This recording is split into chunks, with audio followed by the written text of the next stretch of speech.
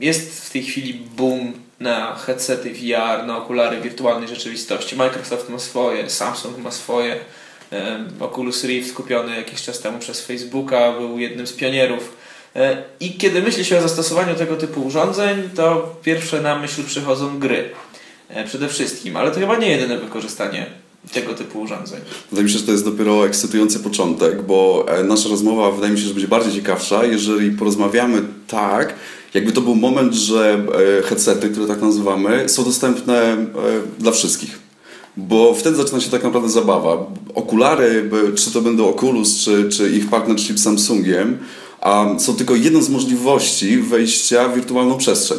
I swobodnie oddzielałbym dwie rzeczywistości. Jedną to wirtualną jako byt i co możemy tam zrobić, a druga rzecz, jakie są teraz narzędzia i jak to się rozwinie w przyszłości, żeby wejść do tej wirtualnej rzeczywistości. To są dwie oddzielne sprawy, bo dwa breaking pointy, które będą, to jeden, gdzie w ogóle będzie ten dostęp, ale drugi, gdy rzeczywistość realna pomiesza się z wirtualną. Czyli będziemy mogli oceniać albo widzieć tą rzeczywistość pół na pół. Tego nie dadzą nam okulary na dzień dzisiejszy. Ale to jest dosłownie, wydaje mi się, kwestia roku, kiedy jeden startup już silnie na tym pracuje, ale wydaje mi się odnośnie takiej pełnej dostępności, to będzie lada moment, kiedy te dwie rzeczywistości się pomieszają i wtedy dopiero zaczyna się zabawa. Co to znaczy pełna dostępność? Że niskie ceny, dostępność w każdym sklepie z elektroniką? Teraz mamy sytuację taką, że żeby móc posługiwać się chociażby okularami Oculus, jest to kilka miesięcy czekania. Czyli oni w dalszym ciągu zachowują się jak startup, można złożyć pełne zamówienie nawet na kilkaset sztuk i nie ma z tym kłopotu, no tylko kłopot się zaczyna, że trzeba to robić z odpowiednim wyprzedzeniem. Czyli wydaje mi się, że chodzi o dostępność. Najbliżej do spopularyzowania tej technologii jest Samsung, bo to, co teraz mamy i to, co testujemy, faktycznie jest takim zbliżonym elementem, który jest najbliżej półki cenowej dostępności. Bo barierą, którą muszą pokonać jak najszybciej producenci, to jest kwestia odpowiedniego obniżenia ceny, ale to jest to samo, co z każdą technologią. To jest tylko kwestia czasu, więc wydaje mi się, że wszystkie rzeczy, które my planujemy, albo to, co już realizujemy, jest już z myślą o tym, że to jest dostępne. To jest jedyne rozwiązanie. To jest jedyne rozwiązanie i w ogóle tak naprawdę najciekawszy temat do rozmowy, bo mówimy o świecie, w którym wszystko jest możliwe. I to, co jest nowego nawet u nas w ofertowaniu jakichkolwiek przedsięwzięć, to wchodzimy w strefę, kiedy zadasz jakiekolwiek zadanie, ja ci powiem, że jest to możliwe do osiągnięcia. I to jest już strasznie ciężko wycenić, bo każdy projekt zaczyna być projektem totalnie pionierskim. Za to olbrzymią przyszłość widzę w utalentowanych osobach, którzy potrafią pracować w silnikach, które dostarczą nam ten świat. Więc przyszłość może nie tyle co jest wirtualna, ale przyszłość zaczyna wyglądać, jakby nie miała żadnych limitów. To znaczy, że naszym jedynym limitem w końcu jest tylko i wyłącznie fantazja. No to nie mogło być lepiej dla każdej kreatywnej osoby, dla każdej kreatywnej agencji.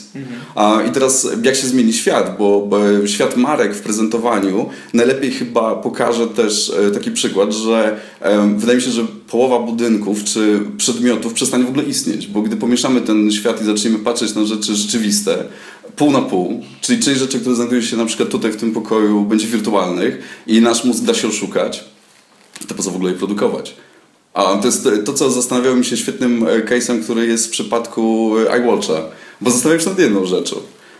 No bo załóżmy, że będzie to programowanie, które jest dostępne. I w tym momencie będę mógł kupić markę Tag Heuer w wersji na iWatcha.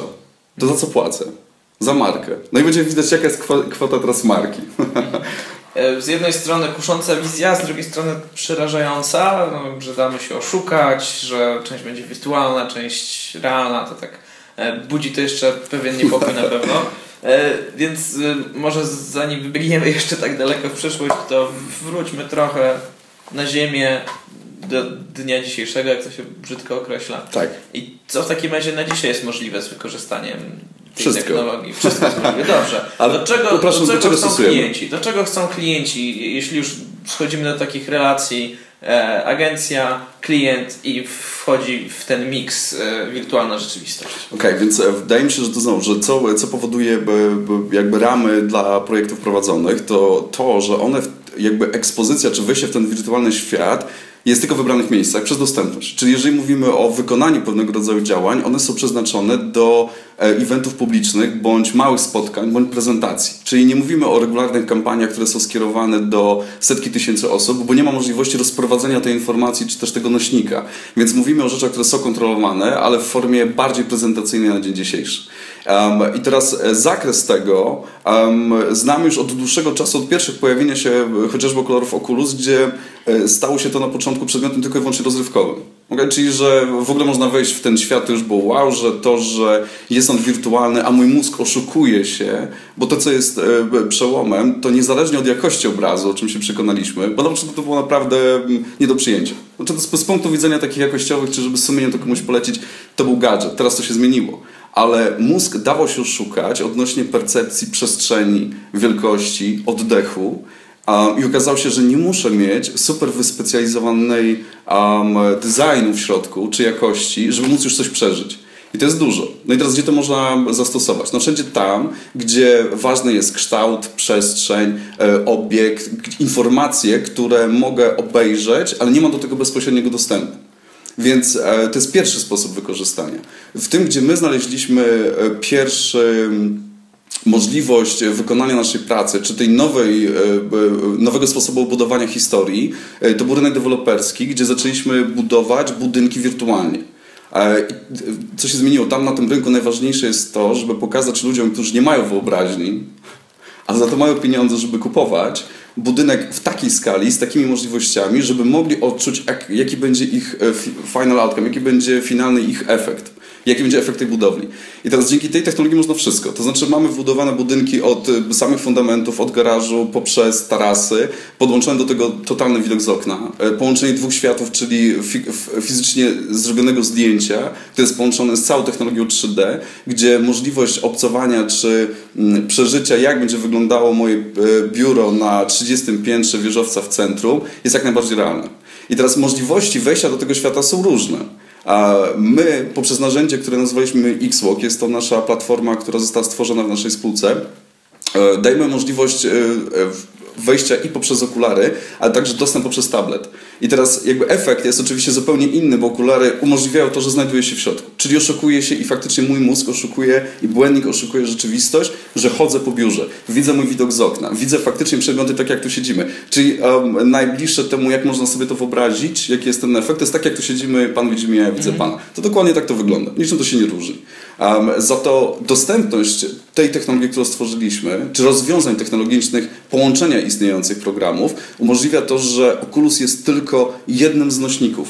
On nie jest dla nas celem w sobie. Dla nas jest tworzenie świata, który jest wirtualny, który jest w ten sposób kontrolowany, w którym możemy wszystko. Jednym z możliwości jest podpięcie się poprzez Oculus i bycie w środku. Inną możliwością jest zrobienie projekcji tego świata w kabinie, która jest złożona na przykład z 4 ścian i tylko wyłącznie z projektorów. Inną możliwością jest wyświetlenie tego na ekranie i możliwość chodzenia tak jak w grach padem, co jest jednym z najbardziej popularniejszych zastosowań.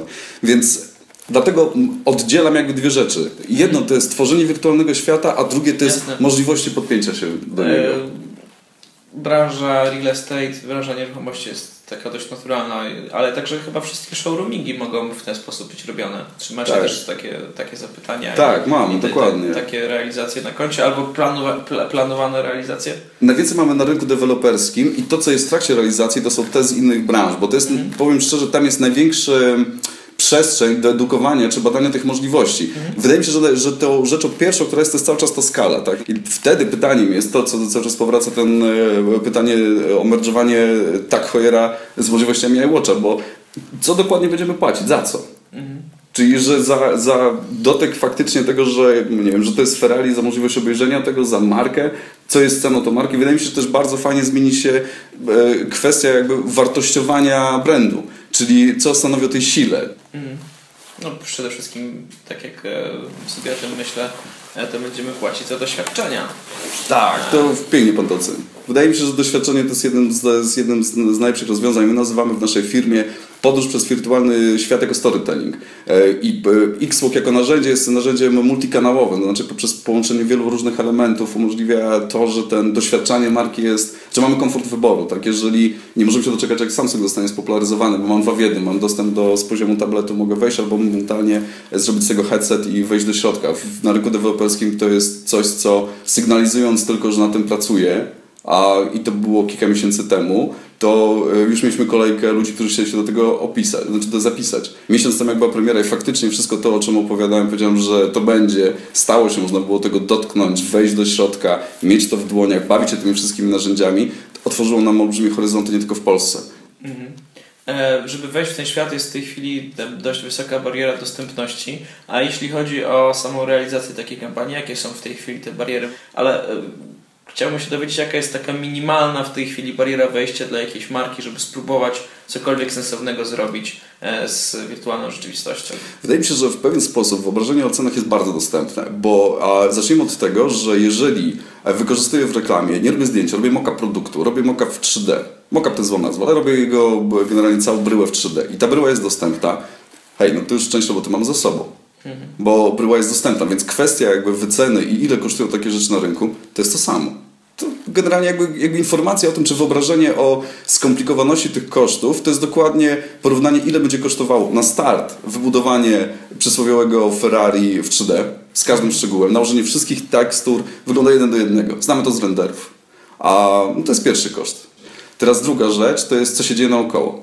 Więc jakby skalę, którą taką basic techniczną, która powoduje, to jest koszt wyprodukowania sceny. A po czym to, co nazywamy z gier, bo to bardzo upraszcza też komunikację, to jest koszt wykonania misji.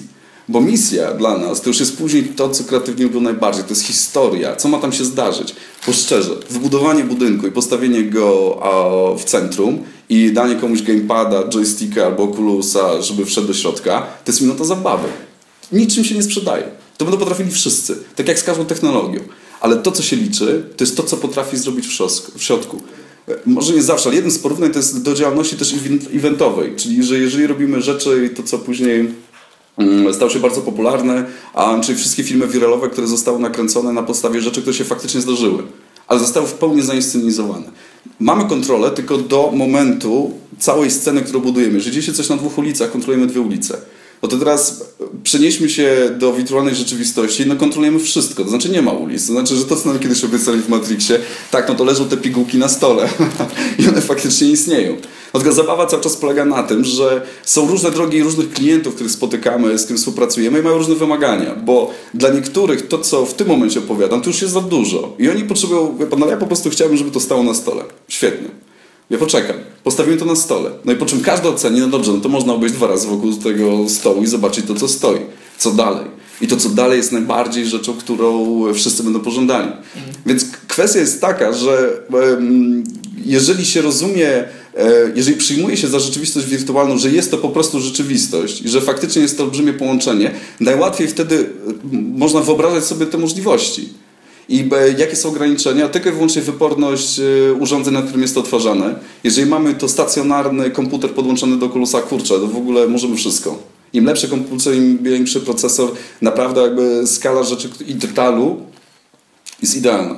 Im bardziej chcemy to w tym momencie przenieść na narzędzia mobilne, tym bardziej odcinamy sobie jakby jakość. Jak wygląda przyszłość, jeśli chodzi o hardware? Bardzo przyszłość? No, jak najbardziej. Bo czy bardzo to będą przyszłość... soczewki, czy to będą okulary typu Google Glass, czy w ogóle jakiekolwiek inne implanty, które będą nam to zapewniały. Interesuje mnie stworzenie tego świata, a każda nowinka techniczna, która umożliwi do tego wejścia, tak, będę ją miał, będę ją testował i będę mógł ją podłączyć, to na pewno. Taki jest cel budowania tej platformy. Za to faktycznie przyszłość, w którą wierzę, to znaczy, że będzie takie urządzenie, bądź faktycznie, jeżeli Google wypuści soczewki, czyli to, co pokazali na obrazku, że na rynku trzymam obiekt, stanie się prawdą, co pewnie się stanie w tej czy innej formie, to jest ten moment, kiedy naprawdę nie będzie miało znaczenia, w jakim świecie jestem.